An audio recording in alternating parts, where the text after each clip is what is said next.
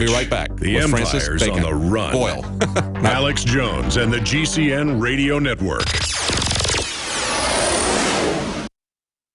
Aging starts at the cellular level. When cells become toxic, they die early and aging sets in. In the past decade, we have witnessed unparalleled scientific discoveries. During that period, key patented compounds have focused on mitochondrial growth, nerve growth, and rejuvenation. But no one has put together a formula that focuses directly on brain health, nerve growth factors, and optimizing your cellular energy at the same time. We now have the synergistic solution, DNA Force, just one of the key compounds. BioPQQ is backed by major clinical studies and over 175 PubMed-listed published studies. You want the best that's out there at the lowest price anywhere? The ultimate value, cutting-edge, trailblazing game changer that also supports the InfoWar. Secure your DNA Force today at InfoWarsLife.com or call toll-free 888-253-3139. DNA Force from InfoWars Life. Using unparalleled research in the development of a synergistic formulation based around the key concepts of super oxygenation, the next level in cleansing is here. With key ingredients backed by real clinical studies, the new Oxy Powder, available through InfoWars Life, was invented during Dr. Group's research on the toxification of our bodies. Many herbal colon cleansers are harsh on the body and contain cheap and potentially dangerous ingredients, oftentimes full of synthetic fillers, GMOs, additives, or worse. Gently start cleaning your body with easy capsules that start working while you sleep. Oxy Powder does not require time off work, and there's no need for bad tasting concoctions. Instead, Oxy Powder slowly releases monoatomic oxygen into the intestinal tract and body. Experience the astonishing cleansing power of superoxide and ozonide technology. Go to InfoWarsLife.com or InfoWarsStore.com to get started with Oxy Powder, or call 1-888-253-3139. General, what do you think about the FBI saying that there was a terror alert on Monday about a potential Fort Hood situation? The police are shoving people, shoving Alex, shoving the crowd. Here we go, folks. I'm being assaulted. Whether it's the radio show, the news websites, documentary films, or the nightly news, InfoWars is the tip of the spear. Is this another false flag stage attack to take our civil liberties and put more homeland security while sticking their hands down on the pants on the streets? It's up to us to set brush fires in the minds of men and women everywhere. And that's what PrisonPlanet.tv is designed to do. You watch, the Assad regime is going to be blamed or accused of using chemical weapons against the so-called rebels. What we see now is a war against reality. It's a war against the truth. It's more vital than ever that supporters of freedom become members of PrisonPlanet.tv and share their membership with up to 11 friends and family. Visit InfoWarsNews.com today. Become a member, share your membership, and help take the InfoWar to the next level.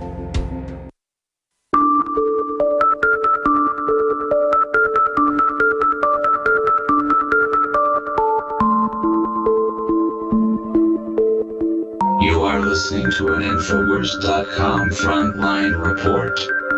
If you are receiving this transmission, you are the resistance.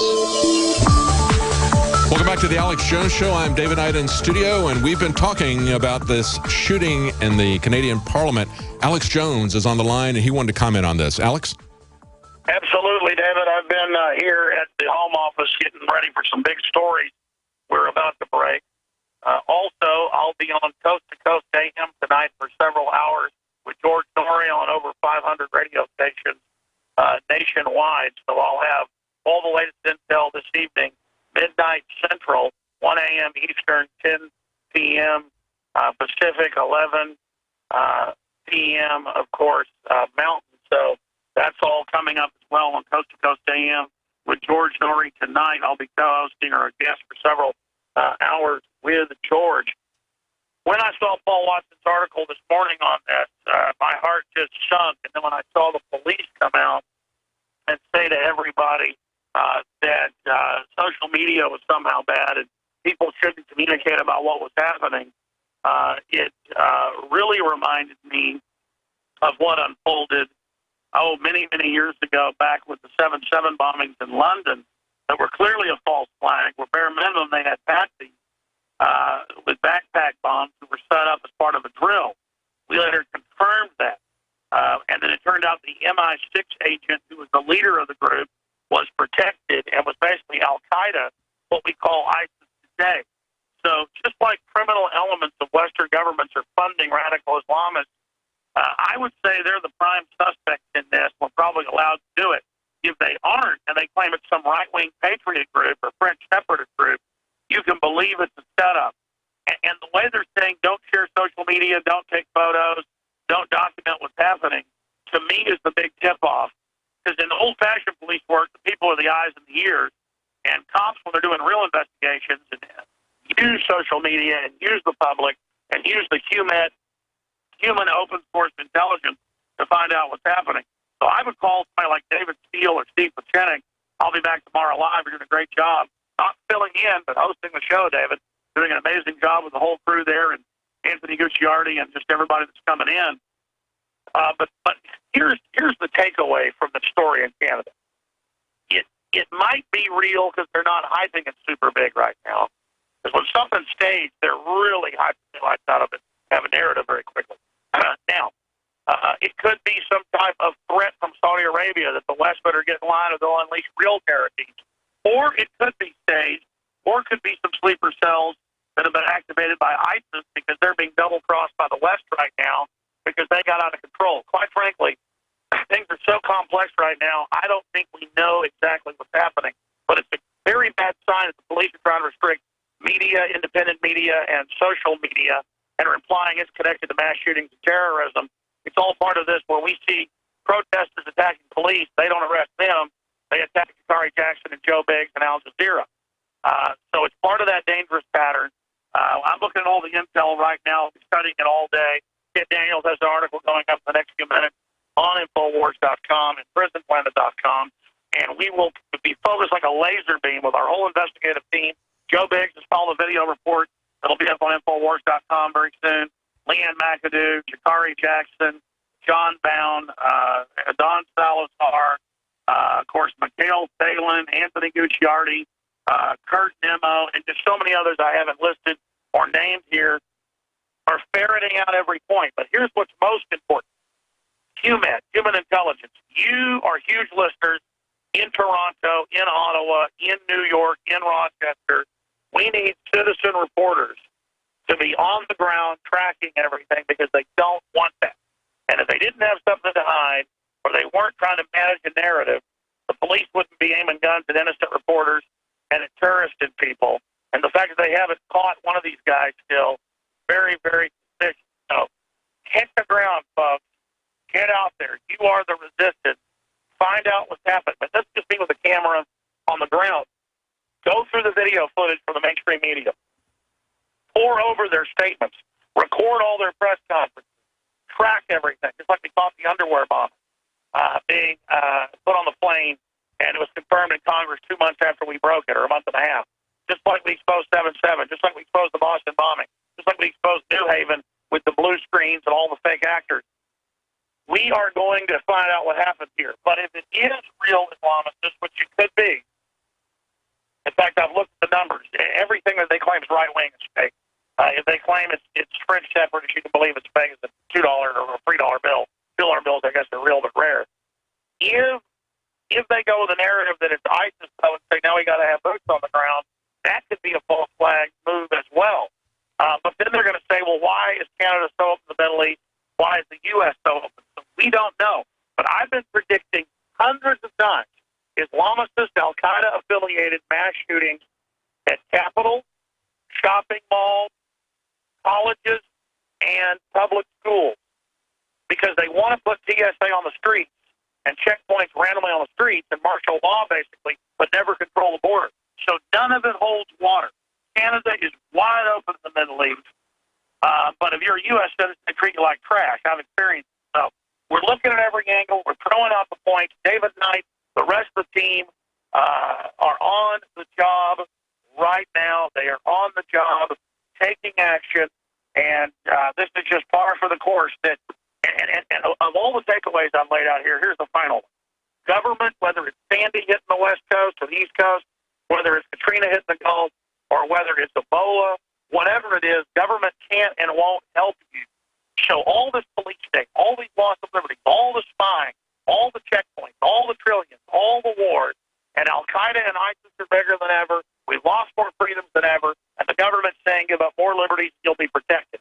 It is totally and completely bogus. I'm going to throw it back to David Knight, hosting InfoWars Worldwide. And I'll be back with special reports on InfoWars.com, the Nightly News Tonight with the rest of the team, and George Story, Coast to Coast AM. I was already going on a show tonight. You can read it on coasttocoastam.com. I was already going on tonight about ISIS and what's really behind it, and terrorism looming in the United States and more. So we'll be covering all that tonight on Coast to Coast AM. All right, God bless you, gentlemen and ladies. Let's continue on with the HUMAT analysis of our host and listeners. Thank you, Alex. That's Alex Jones on the line. And, of course, the article he is talking about, censorship. RCMP asked the public not to post photos or videos of the Ottawa shooting. That's up on Infowars.com. That's Kit Daniels got a story there with a tweet and analysis. Now, on the line, we have with us Professor Francis Boyle. Dr. Boyle is a leading American expert in international law. He's responsible for drafting the Biological Weapons Anti-Terrorism Act of 1989, the American implementing legislation for the 1972 Biological Weapons Convention, and he's the author of a lot of books. But the one that we're interested in today is Biowarfare and Terrorism. We have him on the line, and welcome, Dr. Boyle. Well, thank you, David, and my best to your viewing audience. Thank you. Thank you for waiting. We had that breaking news that's very important that's going on there. But I wanted to ask you about the bioweapons labs that are in these African countries, because you know very well what's going on with the Biological Weapons Anti-Terrorism Act that you drafted there. Why are they putting these labs in those countries? Well, it's very simple in try to circumvent the Biological Weapons Convention and my Biological Weapons Anti-Terrorism Act of 1989 that provides for life in prison. We have a BSL-4 in Guinea. We have one at the capital there, one in Liberia, Monrovia, and another one at Kenema in Sierra Leone. And they all do this dual-use offensive, defensive, biological warfare work. Guinea is never been a party to the Biological Weapons Convention. Liberia has never been a party. Sierra Leone is a party, but, you know, given the disturbances over there, I'm sure no one's been paying attention to what's been going on in these labs. However, I will point out, I drafted the my Biological Weapons Anti-Terrorism Act to make it extraterritorial by name, in haec verba, so that these illegal criminal types of biowarfare work done in these labs by U.S. citizens can be prosecuted. That's interesting. Now, as you pointed out, the CDC is there. Tulane University. Anybody knows about the notorious Tuskegee test that ran for decades on black people with syphilis, not telling them that, well, not giving them treatment and just watching this develop for decades. Tulane University is there, as well as the CDC. So what is your take on this? Do you think this is something that was perhaps accidentally leaked out? Is this deliberate? Because it's interesting that this is a different strain, and it is thousands of miles away from where these are typically happening in Central Africa. This is now over in Western Africa. They want to say that it transmitted by passing through animals. I mean, why didn't we have any outbreaks in between those two different areas? That's right. The standard explanation is completely nonsensical. I have here in front of me the Biological Defense Research Program of 1988, page Appendix 3-4, clearly says that the Center for Disease Control has been doing biological warfare work in Sierra Leone since 1988. And also Columbia University was doing biological warfare work in Liberia. And as I said, Liberia has never been a party to the BWC. Of course, this bat theory makes no sense at all. Right. It's clear that, in my opinion, the agent we're dealing with here of Ebola is 70% fatality, whereas all previous